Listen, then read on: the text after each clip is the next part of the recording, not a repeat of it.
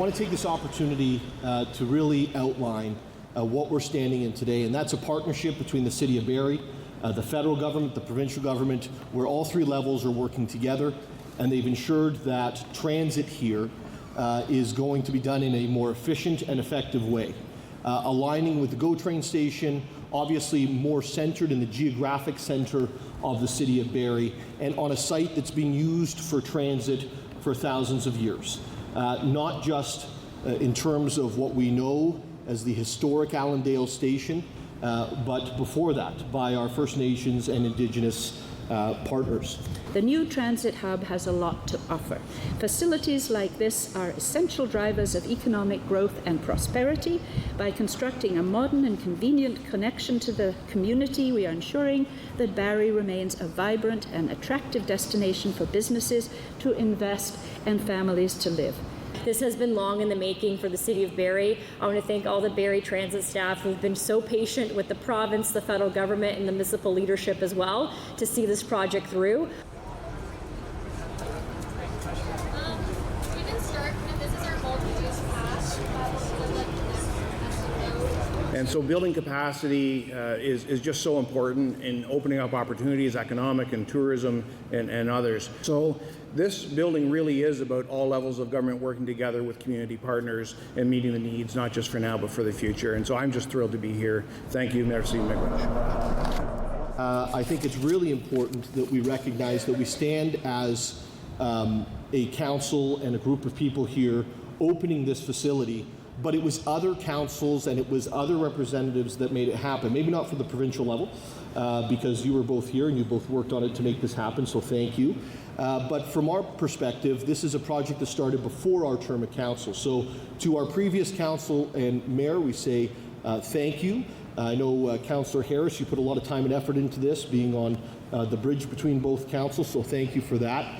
And let's make sure that as we're doing more infrastructure projects in the future, we have our federal friends, our provincial friends at the table with us, because I think that's what makes these things able to be done and so successful.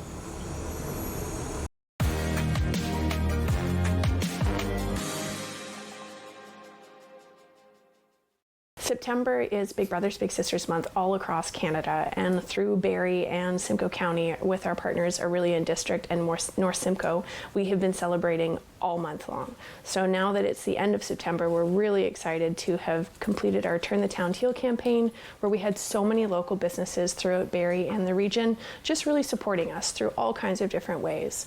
Harvey's gave a give back day through various locations throughout Simcoe County. We had various other local distributors and businesses that were collecting coin boxes just for spare change, of really sharing what our mentorship programs do and reaching out to community members to find more mentors. And it's been such an overwhelming response for our first annual campaign. It's been a really great experience, enough so that we are now able to open our wait list to our youth again. So the need for mentors never ends. We're really hoping that now that we have some of that momentum, our community members can really come and join us as BIGs to continue matching and supporting youth throughout the community. We offer 3 programs within our agency. One of those programs is most commonly known throughout the community, called our community-based mentorship program, and that matches a big and a little out in the community for them to be able to do events like we had talked about before, similar interests, to go and check out things through the area, to expand a little bit further. The big picks them up to 3 times a month, where then they spend time together and just doing things that they both enjoy.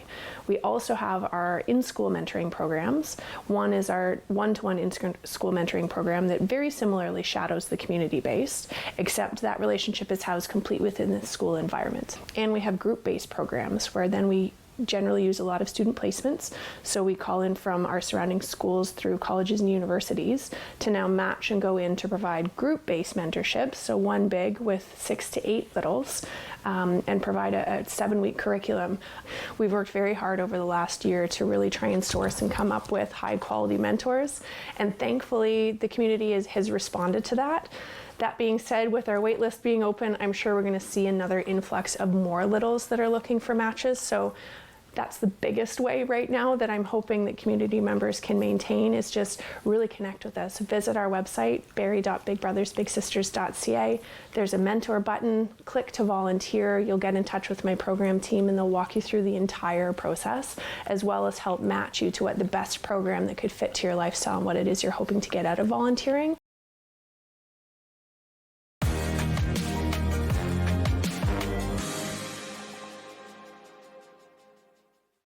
Parents who are caregivers may be caregiving for a child with a physical disability, with mental health complexity that they're working through. So it's unique to each child and each set of circumstances. But what would make it different from other parents is that they are providing that physical and emotional support related to those needs. What we hear from parents who are caregivers of a child or more than one child is that they balance being a caregiver, but also a parent themselves to that child and maybe other children as well.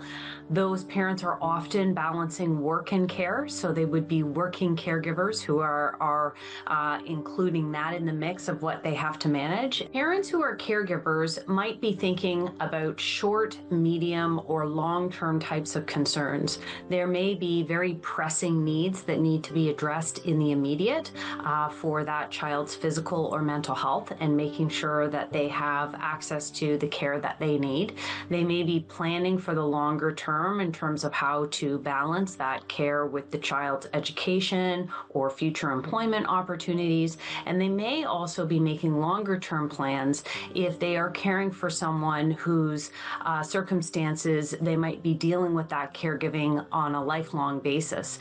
One of the things we know parents really value is connecting with other parents who are in those kinds of circumstances. So we can connect parents with a peer mentor, someone who may have been through a similar journey.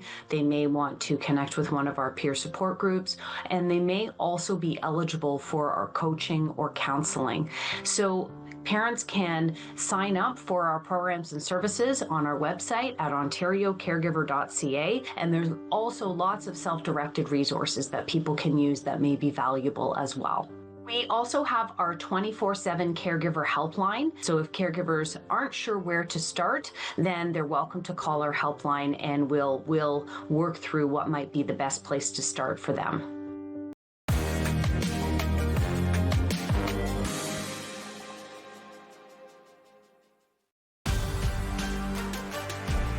Well, it is going to be a fascinating season in the Ontario Hockey League this year for the Barrie Colts. Thomas West alongside Mike Poirier. And the big question for the Barrie Colts offense, are they able to get some and kind of improve upon what they did last season? During the preseason, we saw from the Barrie Colts a lot of new faces, up-and-comers, players they've acquired through trades like Alex Asadorian and Calvin Crombie, and even the players they've drafted. And yes, the question is, where's the offense going to come from? But if the preseason's any indication, Barrie Colt fans have a lot to be excited about this year. When it comes to the back end out, players like Kayshawn Aitchison, Cole Baudouin coming back from NHL camps, it's going to be an exciting time, and this is a Colts team that looks to be maybe a challenger in the Eastern Conference. And really, Mike, the reason that we're asking these questions is because there's going to be so much turmoil in the Ontario Hockey League this season, players moving back and forth. The NCAA rules is going to make for some fascinating, not just hockey, but player transactions as well in the OHL this year. Well, ever since last fall, there's the vote to allow CHL players to go off to the NCAA. It's changed junior hockey. The landscape is different. Teams adjusting to everything that, as the dust settles, there's still so many unknowns going forward. And for the Barrie Colts, trying to navigate that while also preparing for a brand new season, it's a change that all 20 teams in the OHL have to figure out. And it's going to be exciting just to see where everything falls. Yeah, so who's in, who's out, who's coming back, where's the offense is coming from, and if the Barrie Colts can lock it down defensively this season, all questions that will be answered this year.